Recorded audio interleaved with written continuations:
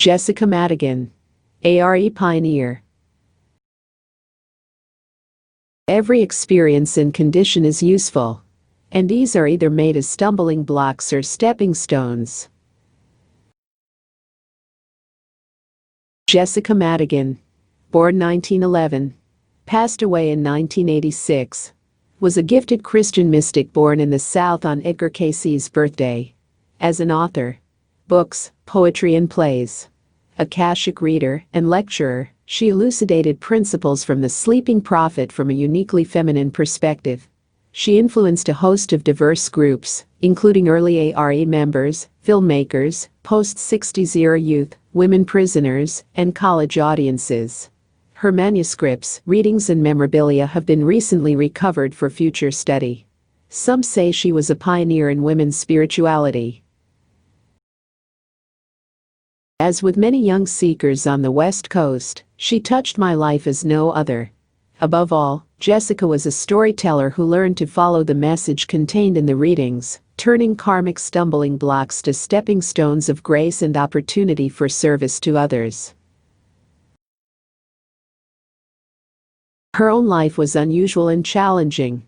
Orphaned at birth, she was brought to a foundling home in Jackson, Mississippi, where intuitive businessman James Moore felt compelled to take the infant home, despite the misgivings of his wife Sadie, who already had a grown daughter. She left and the baby cried plaintively.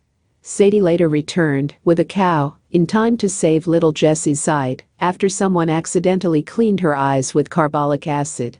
Sadie, who'd lost sight in one eye after such an incident, immediately threw her baby into a tub of fresh milk. Sensing the love of both parents, little Jessie began to thrive. Tall, middle-aged Moore dreamed of inventions from the factory of the future, including the Beauty Rest mattress for Simmons. At first, everything he touched turned to money. With it, he helped many. For students at the blind school, bringing Christmas celebrations with huge ornaments they could touch, for the impoverished, poring over law books to help workers with legal needs, even sending money to Mary Lincoln. Meanwhile, Sadie insisted they wear $60 dresses to the Majestic Theater. From the time Jessie could walk, her father's trusted employee, King, drove her to visit Moore's factory on Capitol Street in a carriage. Later in a Maxwell he learned to drive. She roller skated to the home of Sadie's married daughter Bertha, often referenced as sister, who baked fragrant bread. When Jessie's caretaker Nita, who'd helped her through scarlet fever, died, Jessie dreamed of her as neither black nor white, but colorless with a spiritual glow.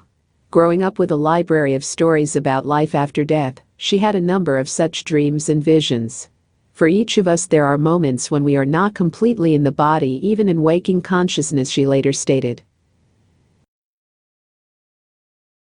Years later, also in a last letter to Edgar Cayce's son, Hugh Lynn, Jessie would mention their intuitive Southern fathers. And I have the little girl inside of me who loved Daddy and sister, 22 years older, and who was always in love with the ESP. My father, without going to sleep, knew if a kitty was hungry across town. And we drove over there at midnight and got it.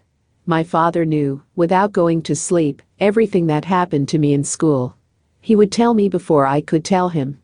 Jessie's father took her to Methodist Sunday school, which she would one day teach, and gave her a 1897 edition of The Life of Jesus Christ for the Young, with its kind, lively stories. Themes that would fill Jessica's stories unfolded: spiritual guidance, service, and karmic extremes. About Daddy, she said, there was a sort of inner understanding between us. Their home attracted notables including Governor Bilbo and businessmen discussing Moore's livelier mattress designs. I want to come back as a just such butterfly, one guest said over dinner. Jessie was thrilled. For days I thought about it. To have been once, perchance, a butterfly. At Sisters, she would read Maria Corelli's ideas on past lives, even twin souls. Later she would remember a past lifetime in Old Testament times. She had exiled Sadie, who now, at moments of emotional extremes, mistreated her, calling her the little queen. Yet Jessie was glad to be their child. For myself, I cannot really visualize any parents beside my foster parents, as there was the deepest attachment between us." She would be drawn to A.R.E. speaker Hugh Lynn Cayce when he suggested that adopted children were meant for their new parents. When questionable relatives surfaced to claim young Jessie for her father's wealth, Moore dissolved his association with a Simmons partner to move to Atlanta. There he helped a younger brother who'd lost $25,000 and wanted to kill himself. Just after armistice, Jessie still enjoyed childhood celebrations, the Coke drinks Daddy liked, and appearing in a pre-movie short with her little Jewish girlfriend. Later he took her to a circus where a fortune teller said, "My dear, you will never have children, but some, closer than those of the flesh." Living in an area devastated by Sherman's march intensified Moore's drive to help the Southern folk. If in his past lifetime he'd known Lincoln, to whom he bore a disturbing resemblance, he might have been redressing karma. At some point, self-educated Moore was even invited to meet President Wilson, for whom Edgar Cayce would give readings. Returning to Jackson after Uncle Jeannie took advantage of Daddy, the family witnessed the violent KKK abduction of a former employee. Late in a 1941 poem, she would relive that night. "The men who lynched me heard me moan, and every man seemed turned to stone, but none did pity, none did sigh, God help the innocent who die." Horrified and disillusioned, Moore moved the family to Southern California. On the train out toward a gritty desert town not long ago part of the Wild West to join Bertha's husband John, whom Jessie had seen with painted ladies, she had an ominous feeling. Early on, she enjoyed the Rose Parade, began San Bernardino High School with the likes of Jean Dixon, encountered movie stars on a drive to the hills with girlfriends, and was asked to model for Harris Stores and Catalina Swimwear. She mainly lost herself in the new Carnegie Library. Yet she still missed her father's far-reaching collection they had left back home. Nothing prepared her when the unthinkable occurred. On the eve of events leading to the stock market crash, Moore, now deeply distrustful of his fellow man, believed he suddenly had only $6 in the bank. Condemning himself, he wrote a note trying to leave insurance behind, and then, after an altercation in his store, shot himself. Shocked, Sadie suffered a stroke. Deeper into the Great Depression, she and daughter Bertha would die. The insurance, property and pictures were lost. All Jessie had were those lavish $60 dresses. Orphaned again, she was put in foster care where strict fundamentalists stressed fasting. Her weight plummeted. Later, she put her head in a gas oven, brought back by words of a psalm sung when no one was present. The music of the spheres. Starving and alone, Jessie reached out to know why.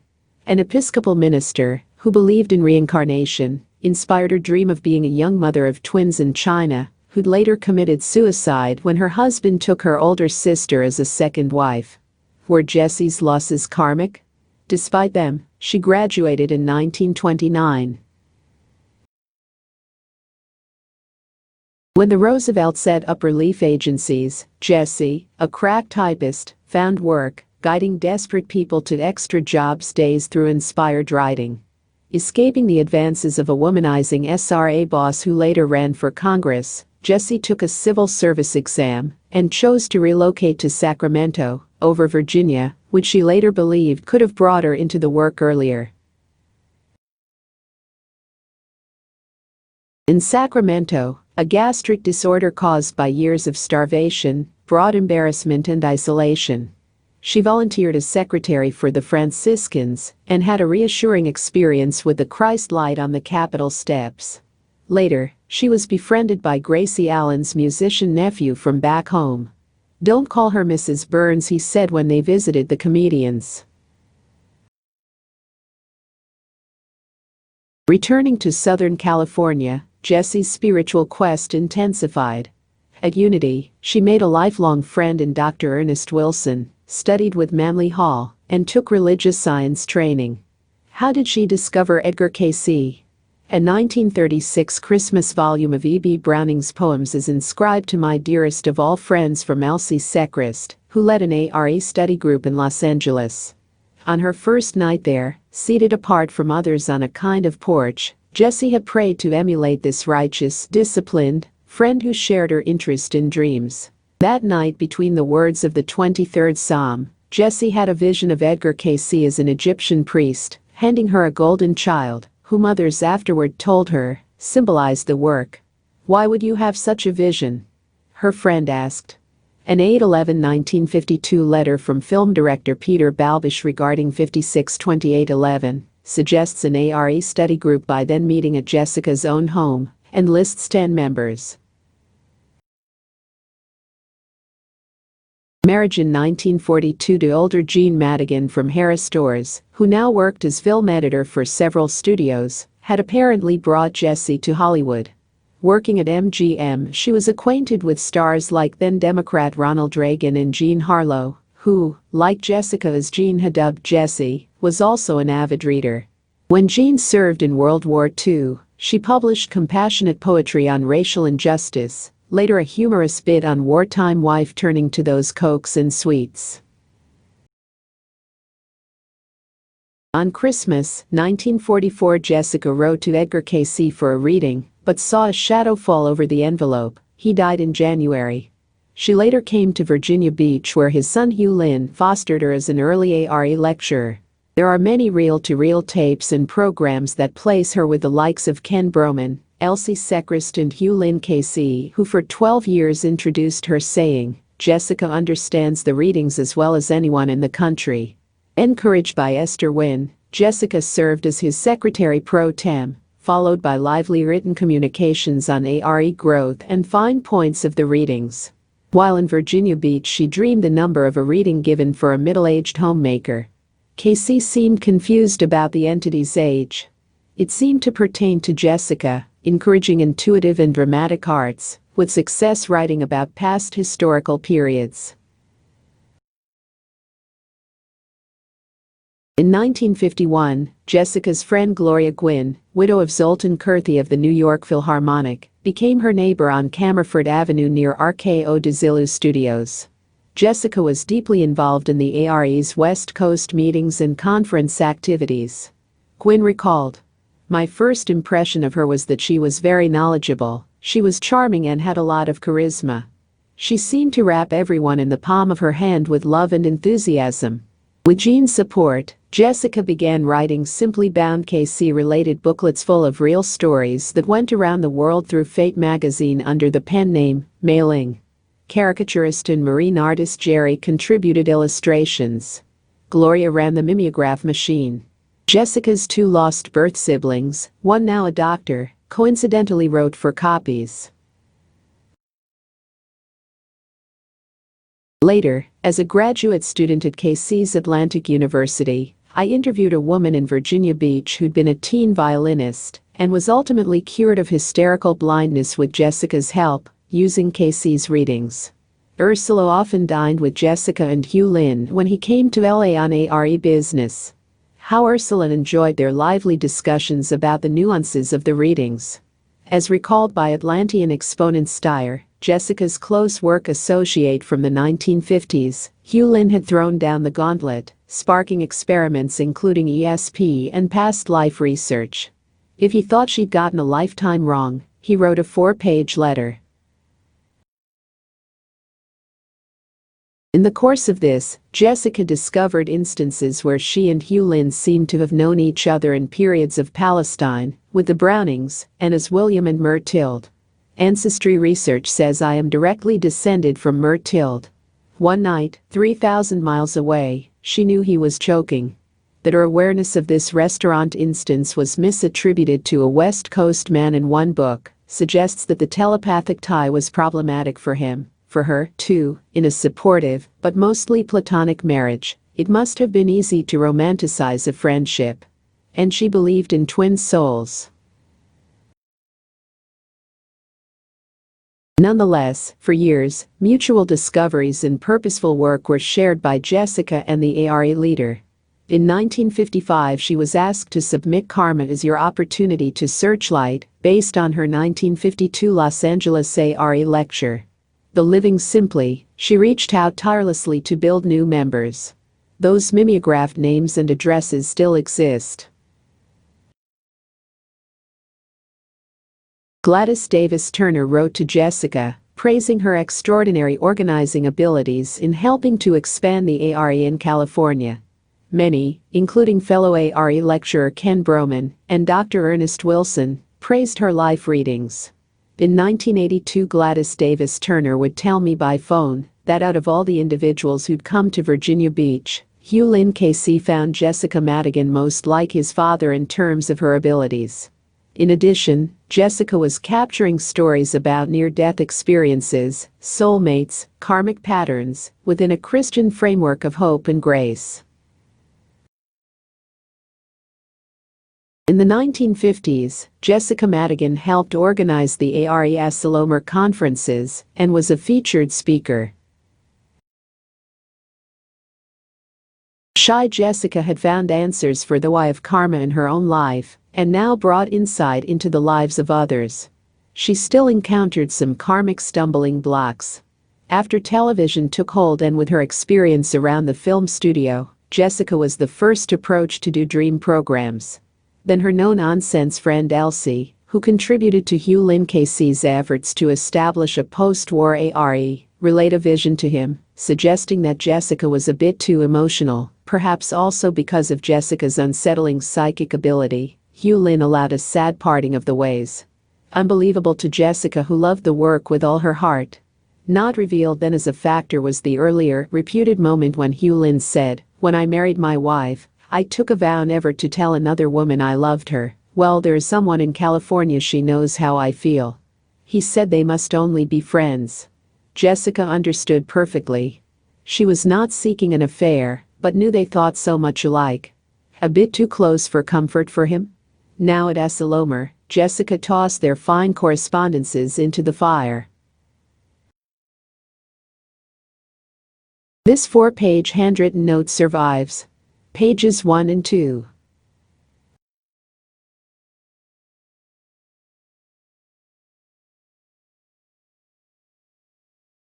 Pages 3 and 4.